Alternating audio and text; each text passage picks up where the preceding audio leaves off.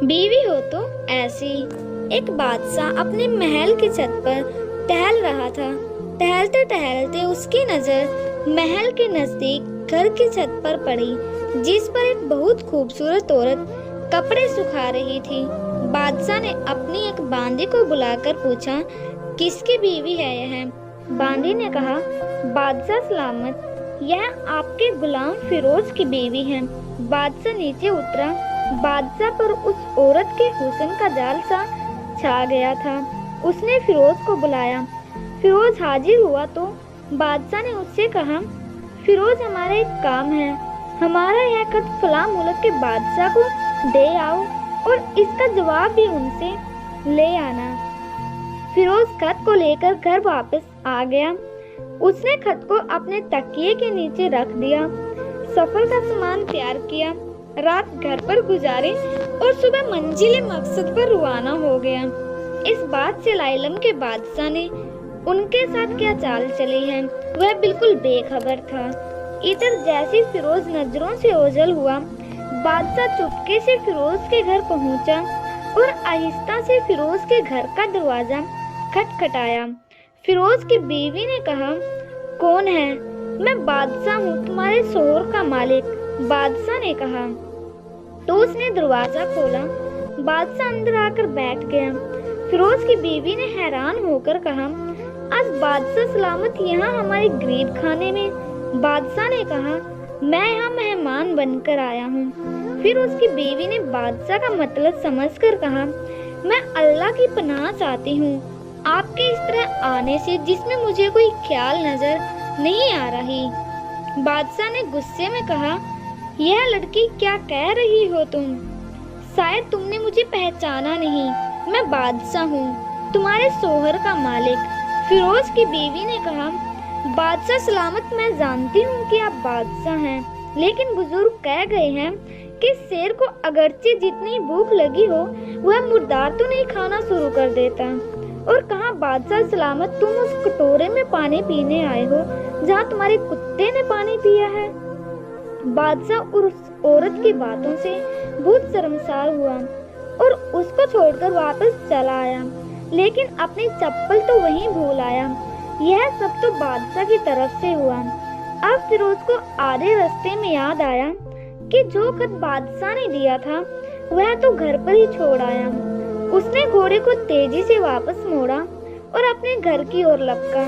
فیروز اپنے گھر پہنچا تو تکیے کے نیچے سے خط نکالتے وقت اس کی نظر پلنگ کے نیچے پڑے بادشاہ کے چپل پر پڑی، جو وہ جلدی میں بھول گیا تھا۔ فیروز کا سر چکرا گیا اور وہ سمجھ گیا کہ بادشاہ نے اسے سفر پر اس لیے بھیجا ہے تاکہ وہ اپنا مطلب پورا کر لیں۔ فیروز کسی کو کچھ بتائے بغیر چپ چاپ گھر سے نکلا۔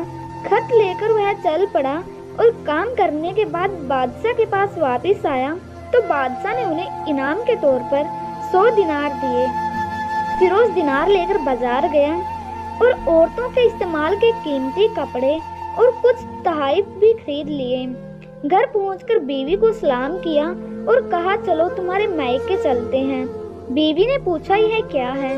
کہا، بادشاہ نے انعام دیا ہے اور میں چاہتا ہوں کہ تم یہ پہن کر اپنے گھر والوں کو بھی دکھاؤ۔ بیوی جیسے آپ چاہیں وہ تیار ہوئی اور اپنے والدین کے گھر اپنے شوہر کے ساتھ روانہ ہوئی۔ داماد اور بیٹی اور ان کے دوارا لائے گئے تحائف کو دیکھ کر وہ لوگ بہت خوش ہوئے۔ فیروز بیوی کو چھوڑ کر گھر واپس آ گئی۔ 1 مہینہ گزرنے کے بعد بھی نہ تو بیوی کو پوچھا نہ ہی اس کو واپس بلایا۔ پھر کچھ دن بعد اس کے سالے اسے ملنے آئے اور فیروز سے کہا، آپ ہمیں ہماری بہن سے غصے اور ناراضگی کی وجہ بتائیں، نہیں تو ہم آپ کو قاضی کے سامنے پیش کریں گے۔ تو اس نے کہا کہ جیسا آپ کرنا چاہو تو کر لو، لیکن میرے جیب میں اس کا ایسا کوئی حق باقی نہیں جو میں نے ادا نہ کیا ہو۔ وہ لوگ اپنا کیس قاضی کے پاس لے گئے تو قاضی نے فیروز کو بلایا۔ قاضی اس وقت بادشاہ کے پاس بیٹھا ہوا تھا۔ لڑکی کے بھائیوں نے کہا، اللہ بادشاہ سلامت اور قاضی صاحب کو صحیح سلامت رکھے۔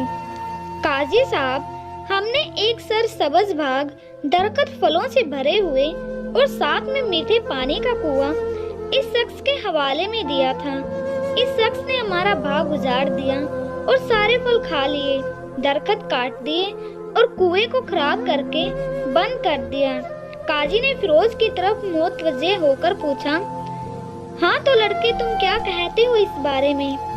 فیروز نے کہا، قاضی صاحب، جو باغ مجھے دیا گیا تھا میں نے اسے اس سے بہتر حالت میں اسے واپس کیا۔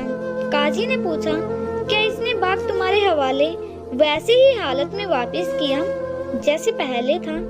انہوں نے کہا، ہاں ویسے ہی حالت میں واپس کیا ہے، لیکن ہم ان سے باغ واپس کرنے کی وجہ جاننا چاہتے ہیں۔ قاضی نے کہا، ہاں فیروز، تم اس بارے میں کیا کہنا چاہتے ہو؟ فیروز نے کہا، قاضی صاحب، میں باغ کسی بغض یا نفرت کی وجہ سے نہیں چھوڑا، بلکہ اس لیے چھوڑا، ایک دن جب میں باغ میں آیا تو اس میں نے شیر کے پنجے کے نشان دیکھے تو مجھے خوف ہوا کہ شیر مجھے کھا جائے گا۔ اس لیے شیر کے اکرام کی وجہ سے میں نے باغ میں جانا بند کر دیا۔ بادشاہ جو ٹیک لگائے یہ سب کچھ سن رہا تھا اٹھ کر بیٹھ گیا اور کہا، فیروز، اپنے باغ کی طرف امن اور مطمئن ہو کر جاؤ۔ اللہ کی قسم، اس میں کوئی شک نہیں کہ شیر تمہارے باغ میں آیا تھا، لیکن وہ وہاں پر نہ تو کوئی اثر چھوڑ سکا، نہ کوئی پتا توڑ سکا اور نہ ہی کوئی پھل کھا سکا۔